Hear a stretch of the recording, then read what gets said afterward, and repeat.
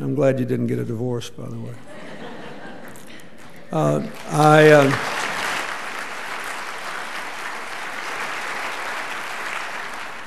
It's a great thing about not being president. You can say whatever you want. Of course, nobody cares what you have to say anymore, but you can say it at least. There was a great appreciation for individualism, a great belief in the power of free enterprise, and yet there was a certain communitarianism that persisted in this country that has been lacking in America, but has been building steadily there for the last 10 years. And communitarianism is neither left nor right. It just simply recognizes that we are mutually dependent on each other, that it is inconceivable that we can find personal or fulfillment or family success unless we have some concern and care for the general conditions under which we all live. And when people ask me to explain the results of the last election and the prophetic one that occurred in 2006, which basically predetermined how this one would come out, I said that we had become a more communitarian country. We hadn't necessarily moved left. We just decided we were going to move forward together. And I would like to make the argument today that that is basically the mission we have to undertake for the world. Now, in America, we call the far right the black helicopter crowd. They used to be convinced that the liberals in my country were in favor of the United Nations taking over the United States with an invasion of people in black helicopters. That's what that refers to. I'm not calling for world governance. I'm just saying that we have to have a world consciousness. And in the absence of it, we will not make good decisions. Now, that doesn't mean necessarily that everything in the world should be solved in a multilateral way. Let me give you just one example. Today is World Food Day. And I'm sad that the donations to the World Food Program, because of the global financial crisis, are at their lowest levels in 20 years because there are a lot of hungry people out there. But I am heartened that in the last couple of years, the president of the World Bank, Robert Zoellick, not a member of my party, but a smart and able man, recognized that the world had made a mistake in 1981 when all of the wealthy agricultural producers, including the United States and Canada and Europe, led the world away from using foreign assistance to promote agricultural self-sufficiency in poor countries on the theory that the staples of life, wheat and rice, soybeans,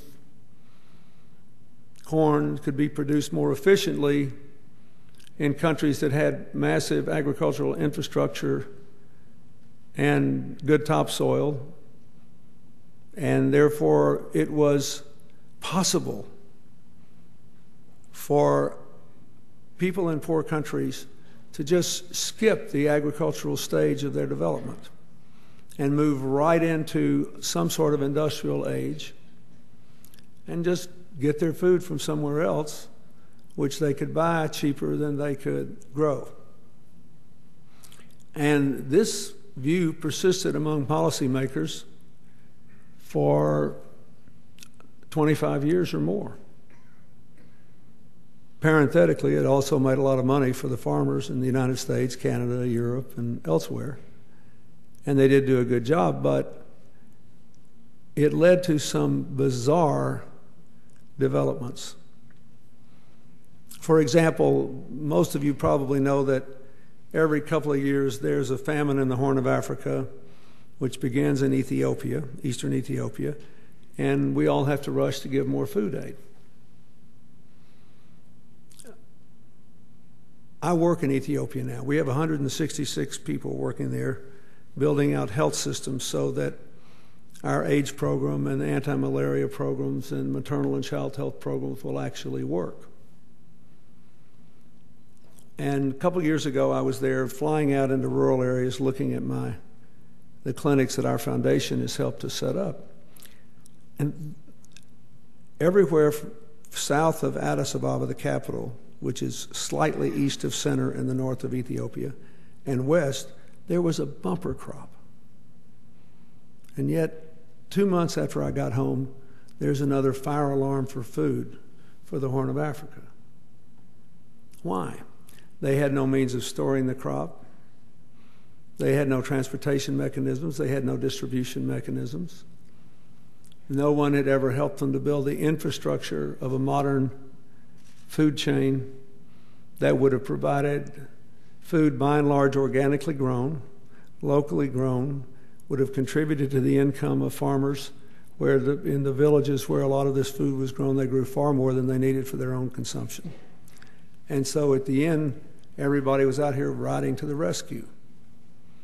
Now, Canada deserves a great deal of credit, I might add, for changing its policy on food aid. Yours used to mirror ours, and we used to both require that food aid came from food grown by our farmers and delivered, so that our taxpayers were at least paying for our own food. And it helped to support high production levels and reasonable prices. But the food took too long to get too far, it was too expensive, and it did nothing to support development. So now you spend about half your food aid buying the food grown next nearest the crisis. And I applaud you for that. For all of our disagreements, President Bush, I think, deserved a lot of credit when he proposed that at least 25% of America's aid be delivered in the same way you deliver half of yours. And he was defeated by this overwhelming bipartisan consensus of special interest in Washington. I was virtually the only Democrat who was on his side.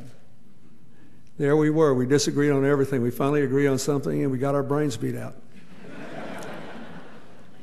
But I say that because now that I am doing the work I do now, when we undertook to do development projects in Africa and Latin America, it became clear to me that the whole thing was a fool's errand unless we increase people's capacity to feed themselves, to store food, to transport food, to work out delivery mechanisms, to have an efficient supply chain. Farmers are good everywhere. They know what they're doing, and they know how to take care of the soil. It's the structure of feeding people. What happens, and whether you get good seed and whether you have adequate fertilizer and all of that, that holds it up. I say that because on this World Food Day, if part of the mission of McGill is sustainability, there is no better place to start. And it is now a necessity. In the last 10 years, with the world population growing, the only places on earth where grain yields per acre increased significantly were in Brazil and Argentina, the only places left on earth with more than 20 feet of topsoil to farm on. And even there are constraints to how much yields can further increase.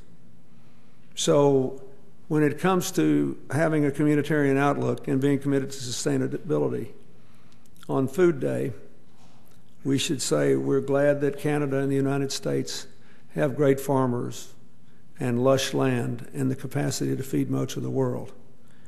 But we know in our heart of hearts it would be better if more people could feed themselves.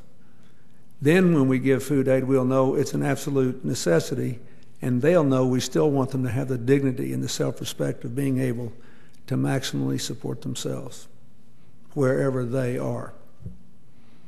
Which brings me to the larger point. The reason that a communitarian consciousness is needed in the world today is that the whole world is interdependent to an extent it has never been before. Before World War I,